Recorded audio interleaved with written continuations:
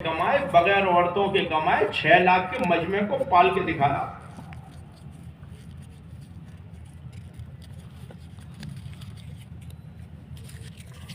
حضرت عائشہ صدیقہ رضی اللہ عنہ یہ آیت پڑھ رہی تھی جھولا جھولنے میں. اتنی چھوٹے بچیوں کو بھی قرآن سکھا دیا جاتا تھا اور آیت یہ پڑھ رہی تھی اور مشرکین ہنس رہے تھے. آیت یہ پڑھ رہی تھی ایک گروہ آئے گا پیٹھ پھیر کے بھاگے گا تو یہ ہنس کے کہہ رہے تھے اچھا ہمیں کہہ رہے ہوں گے ہم بھاگ کے آ جائیں گے مقابلے پر, ہم ہار جائیں گے, ہم پسپا ہو جائیں گے. اور یہی ہوا جب بدر میں آیا موقع. ابو سفیان کہہ رہے تھے ہماری قوم کے چند بیوقوف لڑکے, بیوقوف سمجھ رہے تھے دین پر چلنے والے لڑکوں کو, ہماری قوم کے چند بیوقوف لڑکے, بیوقوف کہہ رہے تھے, سفہا کہہ رہے تھے. لیکن جب آئی مدد اور بنے حالات اب سب کی سمجھ میں آ گیا دین ضروری ہے یا یہ جو سب کہہ رہے تھے یہ ضروری ہے. اور قیامت تک کے لیے یہی ہے بات کہ دین پر چلنے سے جس طرح آخرت بنتی ہے, آخرت کے بننے کا سایہ دنیا پہ بھی پڑتا ہے, اللہ تعالیٰ اس دنیا کو بھی بنائے. جسے موسیٰ علیہ السلام سے ارشاد فرمایا اے موسیٰ تمہاری محبت ڈال دی ہم نے ان کے دلوں میں, اس کے دل میں جو ہمارا بھی دشمن تھا تیرا بھی دشمن تھا, محبت میں پال کے دکھا دیا.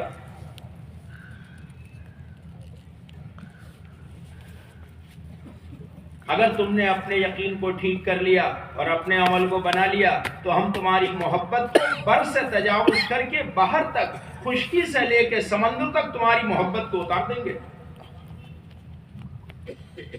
ایک صحابی رضی اللہ تعالیٰ عنہ پانی کے کنارے کچھ سی رہے بیٹھے ہوئے تو سوئی گر گئی تو مچھلیوں سے کہنے لگے ہماری سوئی نکال کے لاؤ.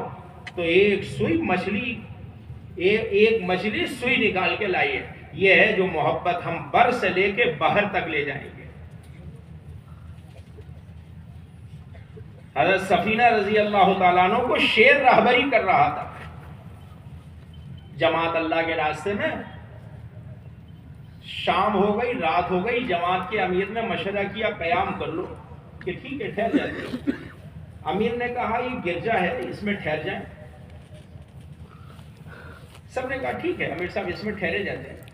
ایک ساتھی نے کہا امیر صاحب میں نہیں چاہتا اللہ کے غیر کی پناہ پکڑوں, آپ مجھے اجازت دے دیجئے میں تو باہر ہی رہ جاؤں گا.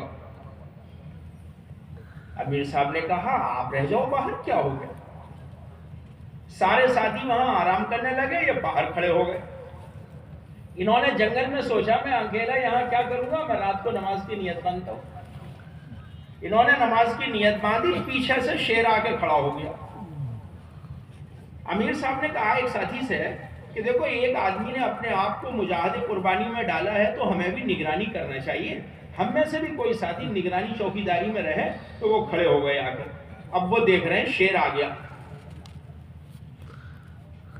شیر پیچھے بیٹھ گیا.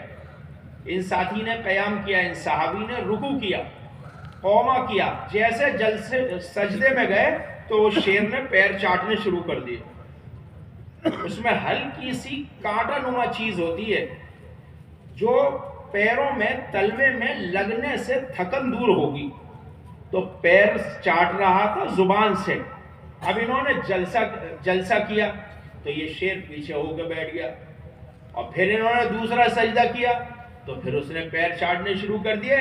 آپ دن بھر تھک گئے ہیں, تمہاری تکان اتارنے کے لیے ہم خدمت میں ہیں, تمہاری محبت کو ہم بر سے باہر تک پہنچا دیں گے.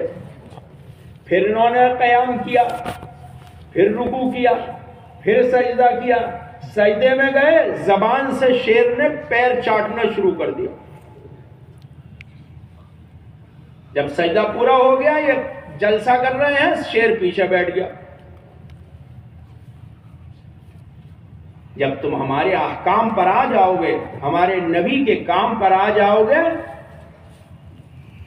ظاہر کے خلاف کر کے دکھائیں گے. ظاہر کے خلاف جب تم عقل کے خلاف حکموں کو پورا کرو گے تو ہم تمہارے لیے حالات ظاہر کے خلاف بنائیں گے. شیر کو لگا پوری رات نماز پڑھی, پوری رات شیر نے پیر چاٹے, تلوے چاٹے, تلوے. اس کا نام ہے باہر بر سے لے کے باہر تک ہم تمہاری محبت کو اتار دیں گے. پانی نہیں برس رہا ہے, سب تدبیریں کر لی. ایک صحابی نے کہا میں نے حضور صلی اللہ علیہ وسلم کو خواب میں دیکھا ہے, آپ یہ فرما رہے ہیں عمر سے کہو میں تو بہت عقل مند خیال کرتا ہوں. سب کو جمع کر لیا. انہوں نے عرض کیا یا رسول اللہ, انہوں نے فرمایا امیر المومنین حضرت عمر رضی اللہ عنہ کوئی میری زندگی میں خلاف سنت پا رہے ہو بات؟ تو ایک بوڑھے صحابی کھڑے ہو کر کہنے لگے امیر المومنین ہمیں رسول اللہ صلی اللہ علیہ وسلم نے دعا والا بنایا ہے, آپ نے ابھی صلاۃ استسقاء نہیں پڑھی ہے, آپ یہ پڑھ کے دعا مانگے اللہ حالات بنائے گا. سارے اسباب پہ حالات نہیں بن رہے. جو صلاۃ الاستسقاء پڑھی, نماز پڑھی, بادل آیا اور بادل میں سے آواز آ رہی تھی امیر المومنین ہم کہاں برسے. حضرت مولانا محمد الیاس صاحب رحمۃ اللہ علیہ فرماتے تھے یہ کام تسخیر عالم کا نسخہ ہے, تسخیر عالم کا نسخہ, سارے عالم کو اللہ تابع کر دے گا. میرے بزرگوں یہ تو بات مجھے اس لیے عرض کرنی تھی کہ ہمارا دل دماغ اس طرف متوجہ ہو کہ دین کے ساتھ حالات بنیں گے. دین والا راستہ ہدایت والا راستہ ہے, دین والا راستہ نبیوں والا راستہ ہے, دین والا راستہ اللہ کو راضی کرنے والا راستہ ہے. اور ایک اور ہے اس کے بعد ساتھ میں بات, اس کے علاوہ میں نہیں بنیں گے کہ بھئی چلو اچھا دین سے تو بنیں گے لیکن کچھ اس سے بھی بن جائیں گے, کچھ ہماری تدبیروں سے بن جائیں گے, انجام میں بگڑیں گے جیسے پچھلوں کے بگڑے ہیں. قیامت تک کے لیے یہ ضابطہ اور دستور ہے کہ دین پر چلنے میں بنائیں گے اور علاوہ دین کے بگاڑیں گے. ایک بات تو یہ ہے. دوسری بات میرے بزرگوں یہ ہے, یہاں تک ہر مسلمان متفق ہے, اللہ کا شکر ہے کہ وہ دین کے ساتھ حالات بنیں گے, اور جتنے حالات بگڑ رہے ہیں وہ دین پر نہ چلنے سے بگڑ رہے ہیں. کہیں کہیں تو کبھی کبھی ہو جائے دل میں دھڑک پکڑ, وہ کیسے بن جائیں گے حالات. دین پہ بھی چل رہے ہیں, حالات بنتے تو نظر آ نہیں رہے. جو دین پہ نہیں چل رہے ان میں تو ہے ہی شک شبہ, دین پر چلنے بھی کبھی کبھی دھڑ پکڑ ہونے لگے, دل دھڑکنے لگے بھائی کیسے چلیں گے, کیسے بنیں گے حالات, کیسے چلے گا کام. اور یہ ایک وجہ سے ہے, یہ دین پر چلتے چلتے بھی جو ہمارے پیر لڑکھڑاتے ہیں. عبادت کا دین ہے تو معاشرت کا دین متاثر, اور معاشرت کا دین ہے تو اخلاق کا دین متاثر, اور اخلاق کا دین ہے تو لین دین معاملات کا دین متاثر. کہیں عبادت کا دین ہے معاملات کا نہیں, معاملات کا